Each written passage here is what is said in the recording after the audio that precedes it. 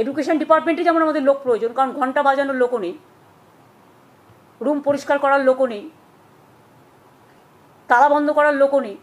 যে কি করাবেন আর কি করাবেন না, উনি যদি বেশি দিন থাকেন বাংলায়, বাংলার দুর্গতি বাংলার মানুষ বুঝতে পারছে। উনি যদি আরো বেশি দিন থাকেন, তাহলে এই দুর্গতির সীমা নেই। বাংলা কোথায় এসে দাঁড়িয়েছে, আরো কোথায় নিয়ে যাবেন, সেটা বাংলার মানুষকে কিন্তু আগামী দিনে ভাবতে হবে। এবং যারা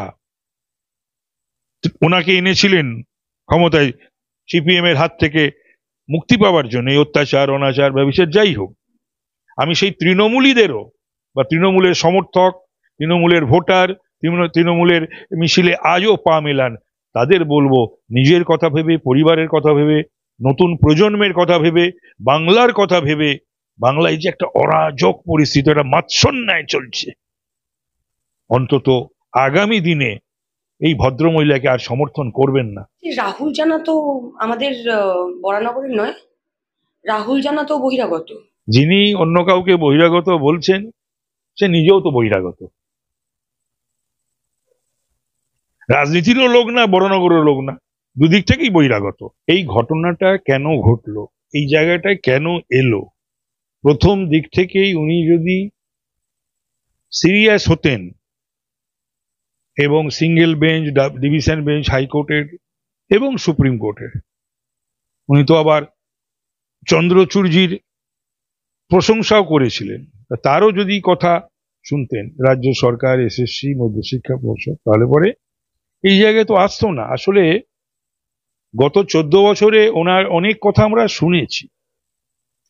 আমি জানি না বাংলার মানুষ আমরা সব বোকা হয়ে গেলাম না, উনি এখনো ভাবছেন যে উনি একমাত্র বুদ্ধিমতী আর সবাই বোকা, বোকা বানিয়েই চলেছেন আমাদের সকলকে, সবাই আমরা ওনার কথায় বোকা বনেই চলেছি।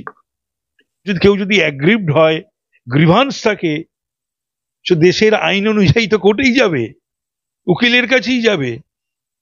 উনি নিজের দায়, নিজের সরকারের পাপের দায়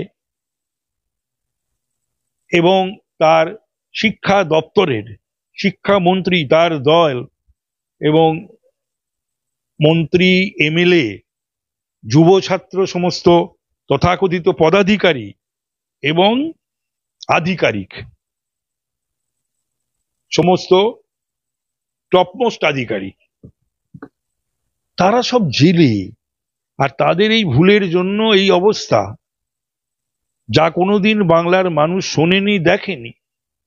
এই বাংলায় ইতিপূর্বে কোনো সরকার, কোনো দলের শাসনে এই জিনিস দেখা যায়নি।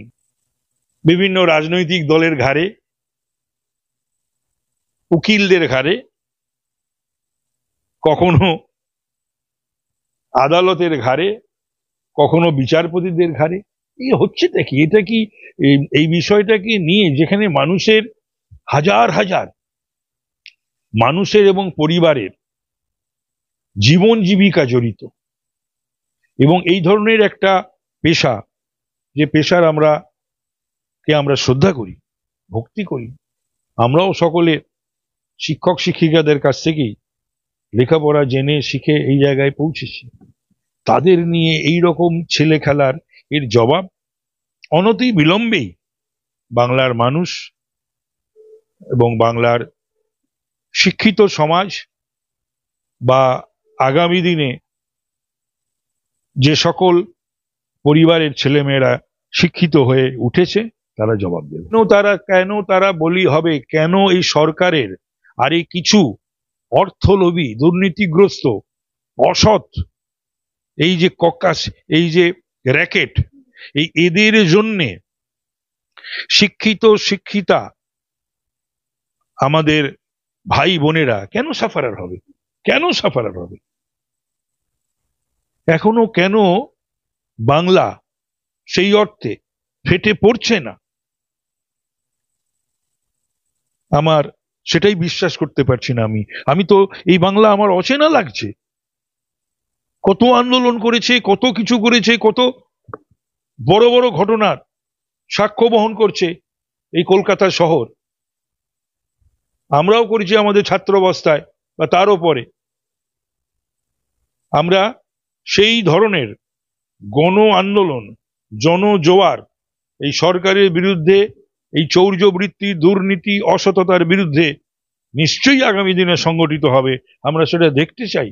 আমরা বর্ষিয়ান মানুষ হিসাবে, বর্ষিয়ান রাজনৈতিক কর্মী হিসাবে, সমাজকর্মী হিসাবে। এই র্যাকেটের ব্যাপারে কি মুখ্যমন্ত্রী কিছুই জানতেন না? তার দল র্যাকেট চালালো পুরো।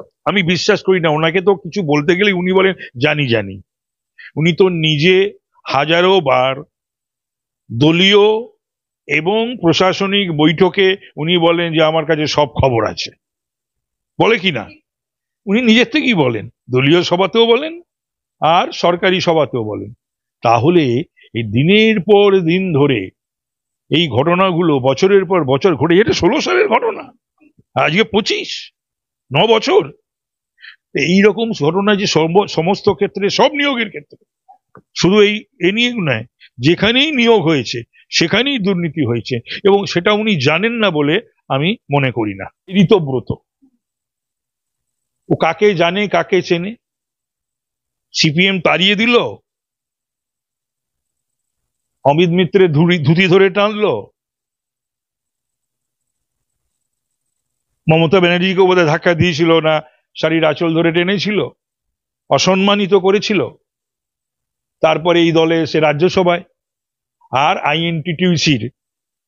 আইএনটিটিউসির মানে গত 14 বছরে অনেকে দিয়েই চেষ্টা হয়েছে। গত 14 বছরে তো আর শ্রমিক সংগঠন গড়ে ওঠেনি। ওই শ্রমিক সংগঠনের নামে লক্ষ লক্ষ কোটি কোটি টাকা সব আত্মসাৎ করেছে শ্রমিক নেতা নেত্রী হয়ে। আমি আর একটা প্রশ্ন করব। সজল ঘোষ হেরো নেতা, সায়ন্তিকা বলছে হেরো সজল ঘোষ কেন এখানের ব্যাপারে কথা বলবে? সে কেন কল রেকর্ডিং পেলো? এরকম মন্তব্য। না, সে তো পাকিস্তান আমাদের খবর কি করে পায়? ভারত আমরাই বা পাকিস্তানের খবর কি করে পাই? বহু মানুষ, শুধু বরানগর নয়, বাংলা জুড়ে বহু, বরানগর তো আছে, আমার সঙ্গে তো বহু বরানগরের মানুষ যোগাযোগ করে, প্রতিদিন এসে করে, ফোনে করে, তো করে। তো এই সংকীর্ণ মনা মানুষদের তো জন্য পলিটিক্স নয়। আরেকটা কথা, যে মাত্র কয়েক মাসের বিধায়ক হয়ে সজল সম্পর্কে যে এই কথা বলছে, সজল কিন্তু লম্বা দৌড়ের ঘোড়া। আর কমাস পর কিন্তু সায়ন্তিকা হেরো হয়ে যাবে, এবং সেটা ওকে আজীবন আঁকড়ে ধরে সেই প্রাক্তন বিধায়ক হিসেবে থাকতে হবে। কিন্তু সজল অনেক লম্বা দৌড়ের ঘোড়া, সজল অনেক দূর যাবে, এটাও সে দেখবে। কারণ সে তো সজলের থেকেও বয়সে ছোট, আমার থেকে তো অনেকই ছোট, আমার থেকে তো সজলই ছোট, আমার পুত্র সম। তো সুতরাং এই কথাগুলো, এই অহমিকা, এই ঔদ্ধত্য, এটা ভালো না। রাজনীতিতে ও যাকে দেখে রাজনীতি করে, সেই মমতা ব্যানার্জিও কিন্তু হেরেছে, এইবারই হেরেছে। মমতা ব্যানার্জিও তো হেরেছে এবং শুভেন্দুর কাছে হেরেছে।